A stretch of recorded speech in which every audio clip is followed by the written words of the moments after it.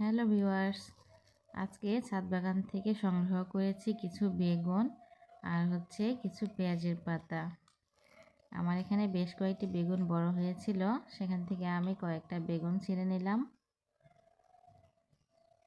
আমার যতটুকু লাগবে আমি ঠিক ততটুকুই নিয়েছি। এখানে কিন্তু আরও কয়েকটি বেগুন বড় হয়েছিল, কিন্তু এগুলো আমি এখন আর নিব না।